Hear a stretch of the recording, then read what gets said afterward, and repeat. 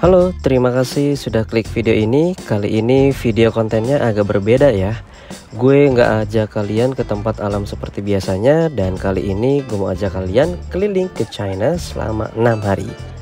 Video ini akan dibagi menjadi 2 part ya. Perjalanan kita akan dimulai dari Bandara Soekarno-Hatta. Di video part 1 ini kita akan ajak kamu keliling selama hari pertama hingga hari ketiga, mengunjungi tempat-tempat ikonik dan tentu saja spot-spot paling fotogenik yang wajib kamu kunjungi. So, stay tune terus ya guys. Kita terbang ke Hong Kong dulu, habis itu ke China guys. Siap-siap ngantuk.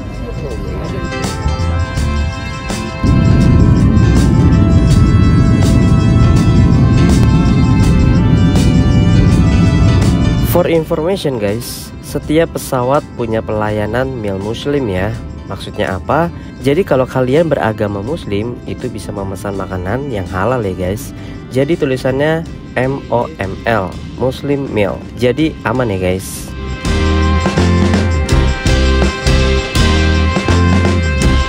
Touchdown di Bandara Transit Hong Kong agak sedikit speechless nih. Bandaranya keren banget. Terlihat jelas beberapa bukit di sekeliling bandaranya nih, seperti ini. Dan nuansa paginya ini keren banget. Oke, udah sampai mana kita guys? Bekasi Barat. Udah sampai di Hong Kong guys. Sebenarnya lebih enak kalau kalian pesan tiket pesawat yang langsung ke China-nya ya. Tapi sekali lagi kalau kamu mau mampir ke Hong Kong juga bisa. Tapi ya transit aja. Nggak keluar ke bandaranya. Hitung-hitung udah pernah ke Hong Kong dikit ya. Dari Hong Kong ke China sekitar 1 jam 46 menit ya. Jadi sarapan dulu nih. Dan akhirnya sampai juga di China sekitar jam 11.42 siang nih. Dan gak nyangka ini panas banget nih teman-teman. Soalnya gue pergi ke China itu pas musim panas. Tips untuk bisa makan di China, kalian harus membawa penyedap rasa masing-masing ya. Karena tesnya itu sangat berbeda dengan di Indonesia. Mangan ala-ala hambar siput, makan siput. Dari tempat makan siang nanti kita akan langsung ke tempat pertama, yaitu ke Stadion Nasional Beijing. Jadi banyak sekali turis asing berkunjung ke sini maupun yang lokal. Nah, Olimpiade musim dingin 2022 diselenggarakan di sini ya. Dan ini sangat ramai ya guys. Nggak tahu ini dari sekolah atau kayak gimana. Gila, panas banget bro.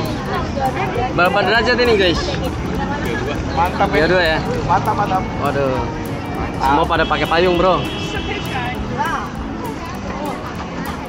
Ini dua-duanya tangannya pakai nih.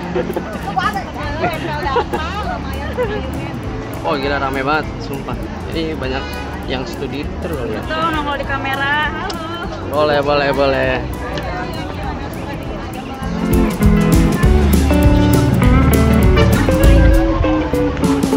Ini rame banget guys.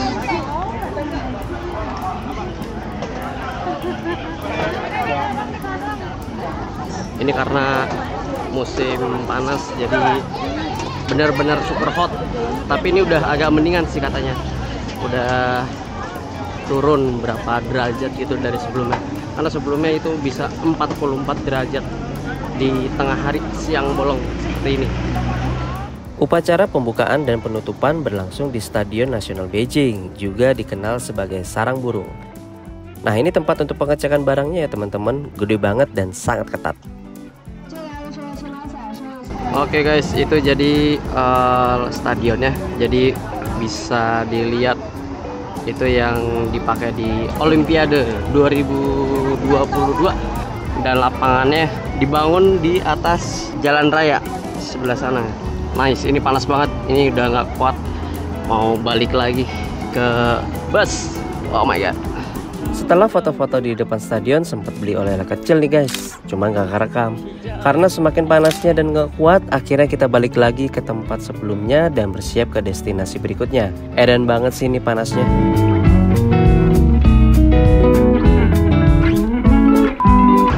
Oke, sekarang mau nonton apa? Akrobatik. Ini gue lah. Oh, bagi dua. kali ya? 70 pokoknya lah. Masih muka lu kayak ini ngomongnya. 外国团的收队了，外国团收队吗？你有标收队吗？行。Ini. Masuk ke namanya.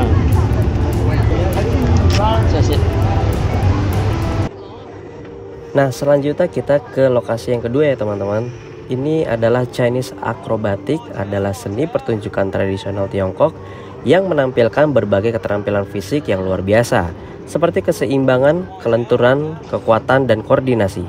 Pertunjukan akrobat ini seringkali melibatkan aksi-aksi yang menegangkan dan indah, seperti menara kursi, juggling, tumbling, dan trik bersepeda. Oke, Sini aja sih dari si bapak itu festival nih guys, kita lanjut ke pokoknya di perumahan-perumahan zaman dulu di Cina itu seperti apa. Kita mau kemana ini? Kita mau ke Chingshan Park. Kita mau melihat pemandangan Forbidden City dari salah satu taman yang terkenal juga. Jadi kita akan melihat Forbidden City dari ketinggian di atas gunung buat langsung melihat Forbidden City secara luas. Oh iya, ini kayak yang di Korea itu bukan? Di Korea yang street itu loh. Bukchon Hanok Iya, Bukchon. Oh, ini beda. Itu mirip ya? Oh, beda. Ini lebih ke taman gunung. Taman gunung. Ya, taman gunungnya si orang-orang China di sini lebih suka mereka jogging, bawa keluarga sama. Makanya kalau misalnya kalian lihat di situ, semua bareng keluarganya jalan-jalan, naik sepeda santai-santai. Oh, kita beruntung mungkin ada yang main tai chi kan, main takraw. Karena orang China suka main takraw. Tapi takrawnya bukan takraw bola ya, takraw bulu. Takraw bulu. Iya. Takraw bulu. Berarti ramenya pagi sama sore nih? Ya, biasanya pagi ke sore itu ya rame.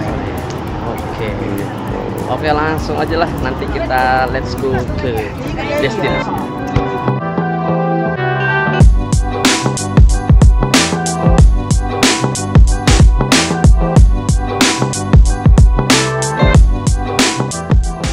Chingshan Park merupakan taman kekaisaran seluas 23 hektar yang berada tepat di utara kota terlarang, kawasan kota kekaisaran Beijing, Tiongkok. Berada di bukit buatan Chingshan yang secara harfiah berarti bukit pemandangan. Dulunya merupakan taman kekaisaran pribadi yang berada di halaman belakang kota terlarang yang dibuka untuk umum sejak 1928. Tetapi secara resmi baru dibuka pada 1949. Terdaftar sebagai taman utama negara dan secara administratif merupakan bagian dari distrik Xicheng di pusat kota Beijing. Meskipun disebut gunung, Chingshan Park hanyalah sebuah bukit kecil yang dibangun dari tanah yang digali untuk membuat parit dan kanal di sekitar kota terlarang. Kita udah jalan sekitar 500 meter lah kalau ditarik lurus, nggak nyampe 1 kilo. Ini lumayan ramai banget karena ini memang tempat destinasi yang terkenal mungkin kali ya. Tuh bisa dilihat tuh ramainya.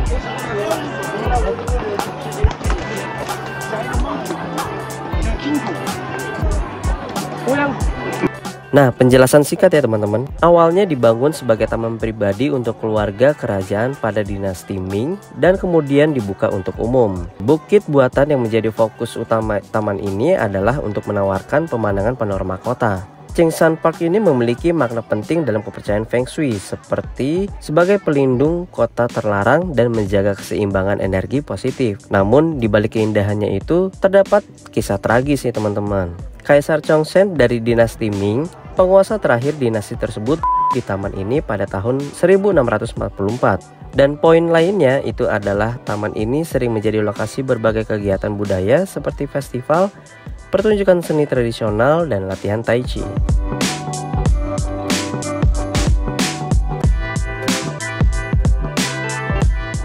Jam 18.47 masih terang guys, kayak masih sore.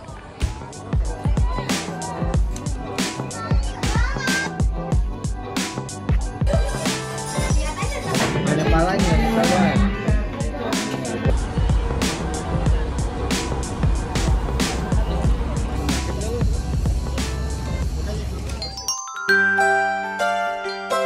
Oke guys, ini udah di hari kedua. Nah, di hari yang kedua ini gue akan membawa teman-teman semua ke Juyongguan Great Wall atau tembok China.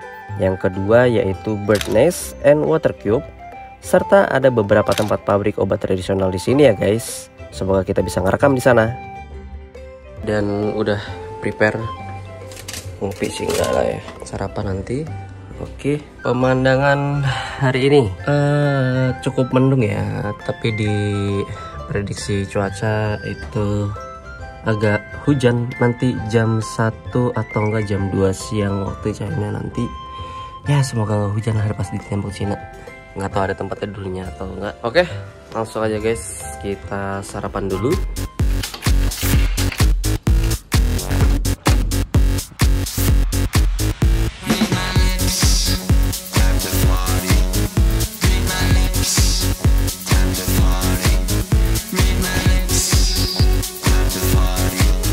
Oke guys, udah sampai di tembok Cina, tapi masih di parkiran guys.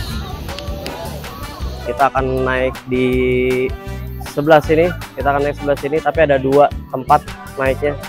Satu ada di sini nih, kalau bisa lihat nih, ada 1, 2, 3, ada 2, 3 nih, ada banyak.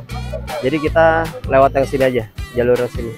Kelihatannya sih bakalan ramai juga sini, udah pada di atas. Oke, langsung aja. Ini tadi baru foto di batu ini, tulisan ada. Langsung aja kita naik.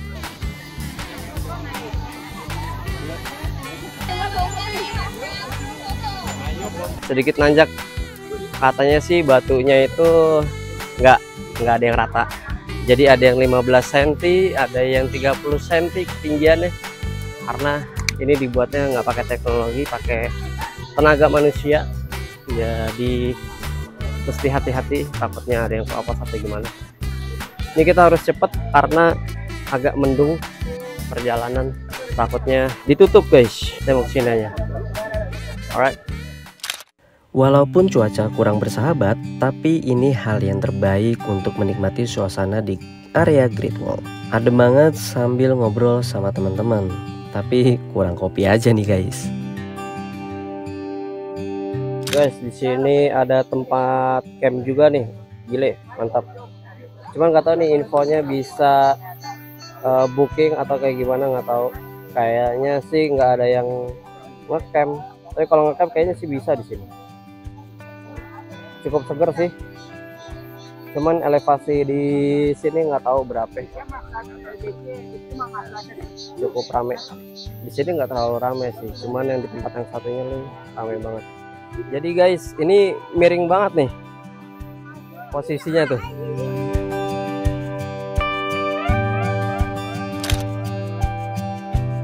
Selain panjangnya yang luar biasa, tembok ini juga memiliki sejarah panjang dan dibangun dengan bahan-bahan yang unik, termasuk tepung beras ketan yang berfungsi sebagai perekat alami. Selain itu, tembok ini membentang melewati berbagai wilayah di China dan memiliki berbagai jalur dengan pemandangan yang berbeda-beda ya teman-teman. Sayang banget ya guys, ternyata ramalan cuacanya sangat benar, yang harusnya kita ke Bird Nest and Water Cube dan juga ke lapangan pemerintahan di cancel. Tapi nggak apa-apa karena ini musim panas, udah untung banget kalau turun hujan. Nah itu dia perjalanan 3 hari dari Indonesia ke China. Kita lanjut esok harinya di part yang kedua. See you in the next video.